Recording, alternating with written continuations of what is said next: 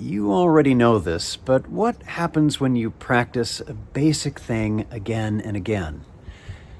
Tendency is that you get better at it, more competent.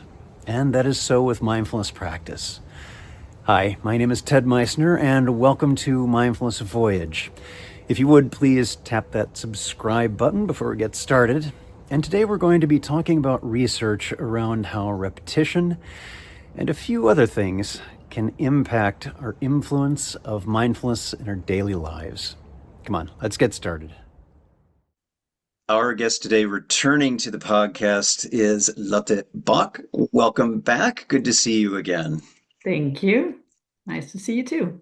And thank you so much for making time during this busy holiday season. For those who are watching this later, we're recording this over the holidays. So again, deep appreciation to Lotte for spending time with us today. And for those of you who are tuning in, just understand that we've covered a little bit about Lotte's background in that previous episode, and I will have that where links are found along with a link to the research we're going to be talking about today.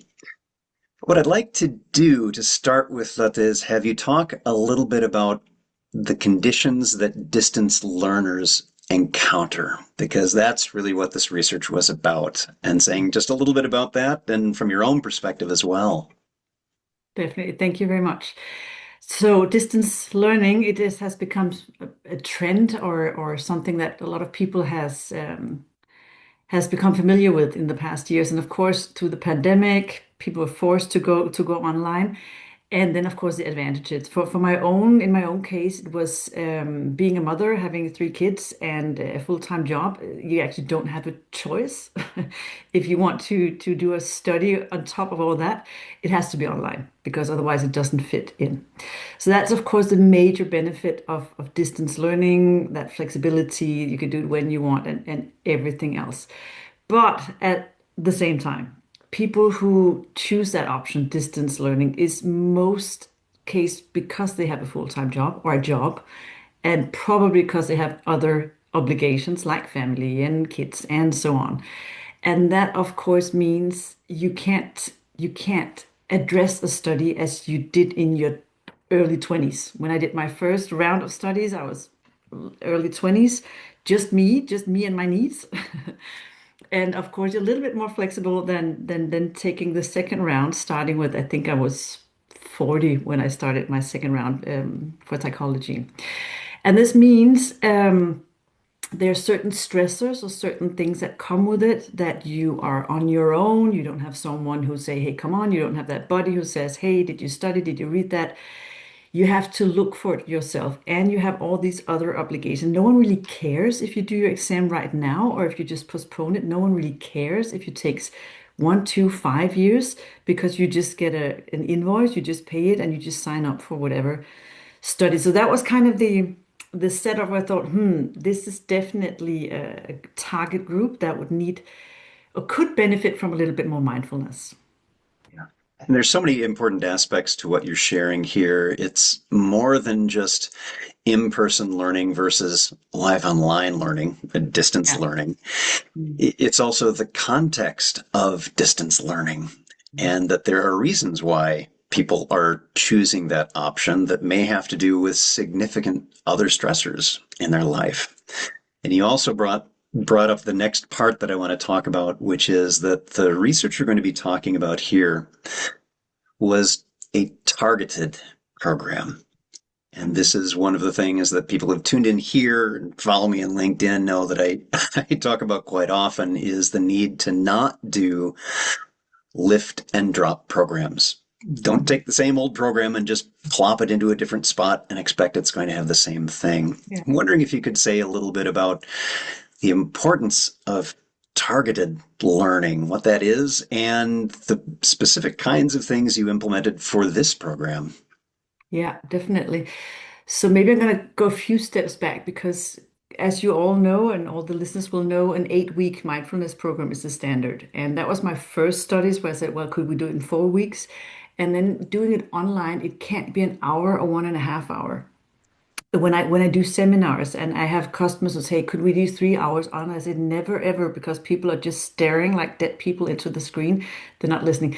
So that was the first thing. That format had to be very compromised. It has to be very short, and if it's flexible and people are completely dependent on their self-discipline, it has to be so short that it's manageable. So that was a format that I said it has to be short, and I tested that in other contexts that well, it works for broader mindfulness. And then what this one was special about this study is that we said, well, let's try a different approach. Instead of saying mindfulness, we want to put everything, the whole mindfulness concept that used to be 8 weeks, now we want to squeeze it into a format of 10, 15 minutes a day. That's going to be uh, very focused and will work for some people. Probably it will be a good idea for people who have a little bit of back knowledge or have some knowledge about it beforehand. But it could lead to that cognitive overload. That's just too much. You just heard about introspective, and then the next day you heard about extrospective, and then you hear about feelings, and then you hear about thoughts, and then, whoa, it's a big thing. So we said, let's compare a 4 weeks mindfulness course, 15 minutes, where we pretty much cover everything about mindfulness in 4 weeks with a very targeted approach where we only focus about on one particular part of mindfulness being compassion and gratitude. So we reduce that cognitive load and we don't do a new meditation every day. We actually do the same loving kindness meditation every single day. And that was those two constructs of cognitive load that we would reduce that one, and then that concept of spaced repetition that we have, yeah, good knowledge saying that it actually makes sense to just repeat the whole thing again and again. Don't try to invent the wheel every day. Just stay with that thing because that has some benefits for your learning and for your brain. And the results here had that showed that we might be onto something here. Yeah.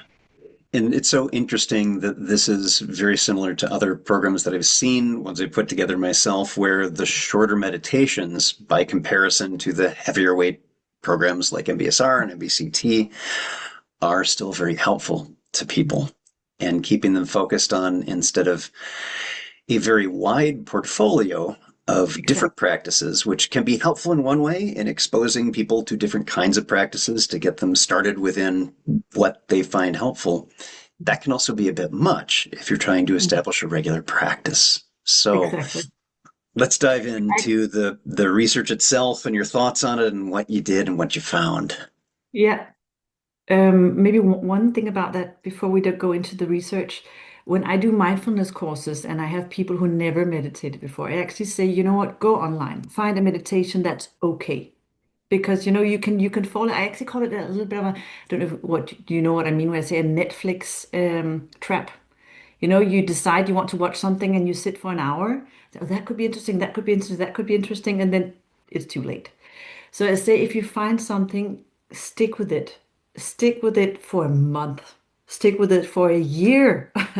Just the same meditation every single day. Because what happens is, as soon as you hear that first word, your brain says, "Oh, this is the time we're going to meditate. Now I know what this is about." And you actually help yourself getting into that state by just repeating the same thing. So, and our study, we had those two programs, the both 4 weeks and a control group as well. Of course, we had three groups. So one doing mindfulness 4 weeks, 15 minutes a day, one doing compassion and gratitude 4 weeks, about 15 minutes a day, and one group, of course, nothing. And the two groups with the programs, we tested what were their perception of stress before and after in relation to being a distant learner and having all these stresses. And right after the course, after the 4 weeks, there was a significant change for both groups and not a big difference. So you could say they both worked. They both had that significant change.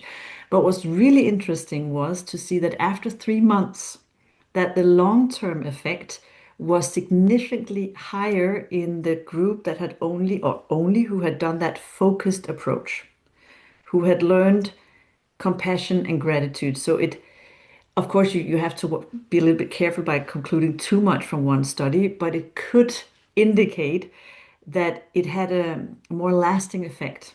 So that you train one thing and that becomes a more stable skill than training the whole thing. Yeah. And I was hoping you were going to bring that up because it's one of the things I wanted to talk about. Is it that I think it was a 3 month follow up after the Yeah, completion? Is that correct? exactly. And seeing that there are two active interventions, Mhm. and of course you had your control group with no intervention, and that one of those showed a significant difference. That this is a good indication, as you said, it's one study, and there can be more about this. But to me, that's fascinating. And to me, adding to the body of evidence that targeted practices and ones that are not overly complex, but we stick with one thing and learn how to do that really well can make a difference. So Mhm. I'm wondering if you have any just uh, personal perspectives or perhaps sharing whatever you can from the participants in the program on what kinds of differences this made for them above and beyond the what you analyzed in the research itself. Mhm. What are some ways this may have affected their lives? Um, I think of course, it wasn't a coincidence what component we took out. It was compassion and gratitude. And from my experience, that is the key factor. That is like the game changer in the whole mindfulness. If you want to have the thing that makes the most difference, that's it. Sometimes I put it like that when I do a mindfulness course. If you say if you only take one exercise, just one, but you promise you're going to do it the rest of your life, take a gratitude diary.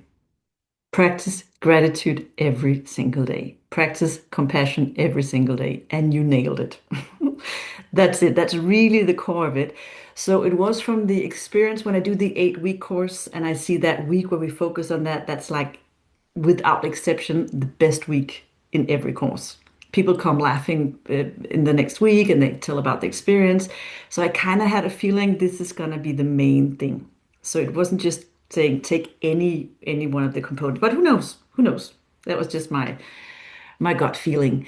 Um, and this is being backed by so much neuroscience, and I think that's what makes it so interesting. That it's not about just telling, well, now everything is perfect, and now I'm grateful for the whole thing.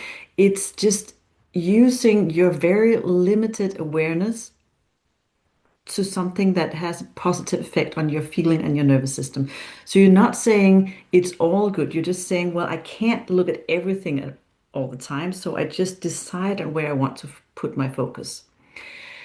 Um, I think that's one of the main things for the content and from the format of having less, so less is more, you could say. It goes a little bit against the trend that we're experiencing at the time. There's so much about optimization. Look at all podcasts, 10 advice to getting more active or being more motivated, or it's about these biohacks and how you can get better and what's more advanced. I get that question so often. So, what would be the more advanced meditation? Or is it better that you don't have an audio to listen to when you do meditation? Is that for more advanced? It's just like, tell me what works for you. Okay, this works for me. Then stick with that. Yeah, there's got to be something more. And we got to have the whole program. We got to know everything about it. And we got to have to find the best um, programs and meditations and whatever. Instead of going back to basics, just keep it simple. Just keep it simple. And this is, I think, one of the main things here that this spaced repetition theory and cognitive load theory underpins. Yeah, it does. And I remember doing a review of a paper that was was showing that mindfulness was ineffective, and I was very curious about that and Oh. took a look and found that their sham meditation was a very real meditation. It was a breathing meditation. That the researchers were not a mindfulness person, didn't have any consultants in the structure of it who were mindfulness people to point that out. So the reason the sham was more effective is that they just did one very Mm. real Oh, meditation consistently, and then their mindfulness group was, as you're saying, a bewildering, complex mix of different meditations every day, which the mind couldn't settle on any one thing, couldn't get experienced with any one thing. So there's importance with sticking with it and that repetition and having it simple. We also sometimes talk about dose response here, and it's important to note dose response doesn't mean more is always better. Mm. Dose response is what is the appropriate dose, and that Exactly. varies by the individual. For some, it may be 45 minutes is what is most helpful to me at this particular point in my life and my experience and what I have going on. And for others, it may be 10 minutes is more appropriate and fits into what I'm doing and is most helpful to me. So there's a little bit Yeah, of experimentation. and then again, it's so often said, well, two times 20 minutes a day, that's the perfect thing. And I get the question so often, what's the best thing? I say, well, look it up. If you ask ChatGPT, it's going to say two times 20 minutes. My question would then be, is that realistic in your life with small kids and full-time job and doing a study at the same time? Is that realistic two times a day, 20 minutes? And people look at me and say, never, ever. Well, you got the answer. So what's the It's best for right you? The there. best for you is that what you do on a regular basis. Exactly, exactly. An old colleague and I, Paul Dager, would say the same thing when asked that question. What's the right amount of time? Is the amount of time you're actually going to do? Yeah, So, right. with that, what else would you like to share, Lotte, about this research or just some of your hopes about what this may be indicating that mindfulness and compassion can help Yeah. people with, and gratitude especially? I kind of hope, well, this is like my mission. I hope it's gonna be this internal hygiene, that it's gonna be something normal, that it's something that's part of our life. So when you start, let's say, a study, that you're not just being trained in how to be a good scientist and how to work with the formalities and all that, that's important, but it should be just as important, just as natural that you say, of course, in your basic module of studying, you need how does my brain function? If I want to be creative, well, you wouldn't go into a fitness studio and just start bench pressing 200 kilos. You wouldn't do that. You would say, well, of course you need to train, you need to warm up the muscles, you need to start slowly and maybe you will get there. That's logic. That's the logic. And I hope that you start a study, you start a job, you start a new career, and you just think you can just jump into it and then you're just perfect swimmer from the beginning. Why do you think that? Why do you think that your brain is just going to work like that? And I hope that we will get to that point one day where we say, well, we need to train our brain and our focus in order to be more mindful about ourselves. But the whole mindfulness trainings, as you see it in so many other concepts now, it's good for creativity, it's good for your focus. It actually has an effect on your cortisol and adrenaline and your motivation. It's just all interrelated, and getting that knowledge and this importance of our inner life. This is what I hope, and this is what my whole work goes in that direction, saying just make it small and tangible so that everyone can do it and everyone has 10 minutes. Everyone has 10 minutes. Not everyone has an hour, or it doesn't take an hour. But so I can speak for myself. When I started my second study, I had three small kids and a full-time job. It doesn't get worse.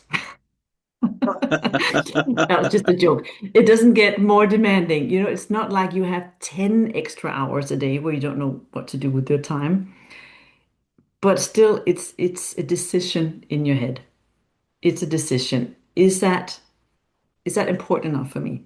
And for most people, it needs to be tangible and it needs to be so easy that you would actually do it. Yeah. And I think this is what helps here, that we start taking the whole perfect, this optimization. It would be perfect. It has to be quiet and we need to be out in the forest and we need candles and it needs to be in a perfect state. And well, dream on, dream on. It's not going to happen for the next years. So if you only have one conscious breath, if you only have 3 minutes, if you only had this, yeah, so that we just start taking care of ourselves inside, taking that taking that shower, that shower. inside. We don't wait until we are completely dirty and smelling before we take a shower. But it seems like there's this idea you only do something for your brain and for your focus when you really have a problem. Then you start saying, okay, now I have to do something. So so you ask what's my what I wish for, that would be it, that we had that understanding, saying it's natural and it's logic and it's something that just fits into every life, to just little bit mindfulness, but every day. Wonderfully said, Lotte. Thank you. And in support of that terrific work that you're doing is that regular practice. And that doesn't have to Mhm. mean that conditions are perfect in order for us to even Exactly. start, because they're not going to be, because things can be messy and it can still Yeah. start. So, Yeah.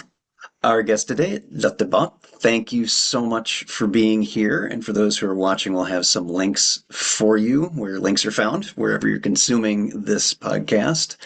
Lotte, thanks so much for being here. Good to see you. You're welcome. Nice to see you too. Thank you, Ted. Thank you so much for being here today. If you would please, again, tap that subscribe button if you haven't already, as it does help other people to find this podcast. And remember, every moment you have a choice. Make it the best you can. And I'll see you again soon on Mindfulness Voyage.